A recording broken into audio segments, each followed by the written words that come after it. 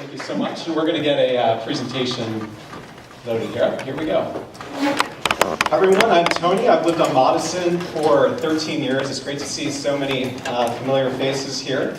I go down to the Parkway almost every day to walk my dogs, jog, just spend time with nature. In fact, I was there this morning on the very area that would be paved. I'm going to be going very quickly because we've only been allotted 10 minutes. All of our content, including the slide presentation, our arguments, etc., they will all be loaded on our website, savedon'tpave.org, later today. I really want to thank the RP&A for setting up this forum. This is a really great dialogue. I really also want to thank the city for coming here on a Saturday, taking up your Saturday to come. This organization has knocked on over 1,000 doors, and what we found is very few people were aware of this project, and so we really feel like this forum was long overdue. I represent Save Don't Pave, the group of neighbors in Sacramento who oppose the Two Rivers Trail Part 2. I'm going to give a summary of our primary concerns that Save Don't Pave has heard from our neighbors in River Park and people from around Sacramento who use and appreciate this area. I'd like to point out that our concerns are very consistent in part with the overall goals of the county's 2008 Parkway Plan, and so you will see portions of that plan referenced on our slides. Issue number 1, degradation of the natural environment. In many places, as the city pointed out, vegetation will need to be removed in order to create a wider paved trail. In some areas, and we're talking about a 16-foot wide trail here, as they pointed out, would take up the entirety of the terrace at the foot of the levee. The vegetation is home to a wide variety of species, including, as they mentioned, the Threatened Valley elderberry longhorn beetle, birds, coyotes, beavers. We've all seen them down there. Widening the trail may require removal of also many stately trees, including various California native oaks and cottonwoods. I know many others in this room share my opinion that this is the most beautiful, peaceful area within the city limits, and that unique character would be lost, the last wild space on the south side of the river. Issue number 2, loss of current use. People from all over Sacramento come to this spot to walk, run, and stroll with their families or walk their dogs off the pavement in a natural space away from the rush of the city. A paved bike trail would push all those people to the shoulder, as we see elsewhere along the Parkway. So now, where people were previously walking on a narrow dirt path, up close and personal in nature, as you see there, now people will be walking on the top of the levee, which is mostly without shade and barren of plants and animals. Issue number 3, conflicts between bikes, pedestrians, and other users. The county rules for existing paved trails are clear.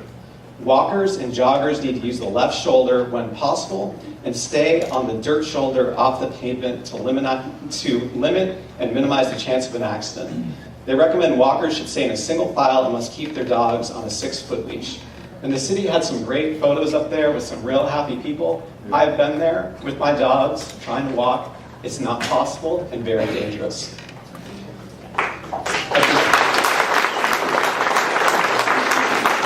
A dramatic increase in the bicycle through traffic in this area with pedestrians walking along means an increase in conflicts and collisions. Where there are hundreds of Paradise Beach users each summer day, everyone facing a possible collision with a bicyclist if they lose focus while crossing the path. The bottom line is the bike path will create conflict. Issue number 4, increased traffic to Glen Hall Park. We've all been down there near Glen Hall Park on a busy summer day. If that's going to be an access point for the paved trail system, free parking, it's already over capacity.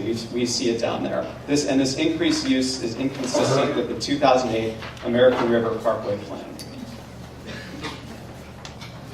Issue number 5, yes, this is a hot button issue. Litter, illegal camping, and fire. A substantial increase in the use of the trail, just bottom line, means more impacts, such as increased litter, illegal camping, and fire. We see dispersed illegal camps everywhere along the paved trail, including directly across from River Park and at the end of the paved trail at Sutter's Landing. This project would make this section of the Parkway one of the most accessible wooded sections near downtown, comparable to other locations where we see high concentrations of encampment, such as Wood Lake. The city tells us, and we've just heard it, that, quote, eyes on the trail will reduce crime. But in many places along the trail where there's a high volume of recreation and commuter traffic, then why do we still see persistent camping? Just as pavement makes travel easier for bikes, it also makes it easier for carts. According to the homelessness in Sacramento County results from the 2017 point-in-time report for Sacramento Steps Forward, the number of people who are unsheltered and sleeping outdoors in Sacramento is up 85% from 2015, and the number of tents in the American River Parkway is nearly 3 times what it was in 2015. Increased use also means increased use of fire. Unlike other fires that have burned over 500 acres along the parkway in recent years, including several directly across from River Park, we've all seen them, although a fire along this part of the trail would be directly adjacent to houses. Issue number 6, taxpayer concerns. Given the limited sources for bicycle and other traffic solutions, is this really the most prudent expenditure? Let's talk about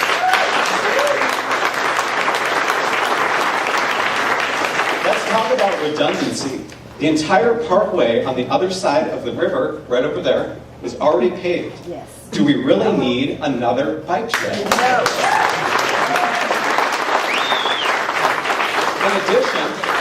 In addition, there are currently a large number of bicyclists, including myself, who already use the existing levee surface. Let's talk about equity. The city has recently spent $1.7 million on bicycle improvements on the Carlson H&J intersection. Another $6 million for a bike trail. South Sacramento is noted in the 2016 Bicycle Master Plan as a bicycle desert. Shouldn't that be a focus? Let's talk about long-term costs. The levee toe, where they're planning to build it, as they just showed in large part, floods regularly during years of heavy rainfall. This will cause damage that will need repairs. Issue number 7, lack of public outreach. As we know from visiting over 1,000 homes, very few people knew about this project. The city's website, and we just heard about in 2 cases surveys being made, the city's website noted that public engagement in 2014 consisted of interviews with A, as in 1, RPNA board member, and a few appointed residents within River Park. Genuine public outreach must be done now before the project design is set. The opportunity to comment in July on the CEQA document will be just on the adequacy of the environmental review, and we need to have a chance to impact the project design. Those are our concerns. Now I want to share the outcomes of our outreach. 22 volunteers, part of Save Don't Pave, donated a total of 300 hours going door to door within River Park. 749 people answered the doors and talked with us, and the results of that outreach so far has been 79% opposed and 8% in favor. We've also spent approximately 15 hours at Glen Hall Park, and those efforts combined resulted in over 681 signatures on an in-person petition, not something you can sign on Facebook, 568 residents and 113 individuals from outside River Park. Conclusion. Hey, look, we all want to keep this in perspective, right? We're all coming out here, we're just talking about a bike trail. It's not the end of the world. However, that cuts both ways. This is just a bike path. And if this project leads to deteriorated natural space of the environment, increased crime, and impacts along the river, those impacts to the river corridor neighborhood would be ongoing and permanent.